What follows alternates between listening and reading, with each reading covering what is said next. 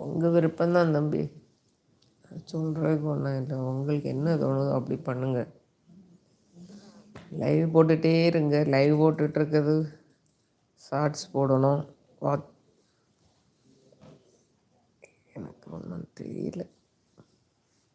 நானும் இப்படி தான் குழப்பத்தில் போட்டுட்ருக்கேன். ஒவ்வொருத்தருக்கும் வியூஸ் எப்படி போகுது பார்த்தீங்களா? 25,000 30,000 வியூஸ் போகுது.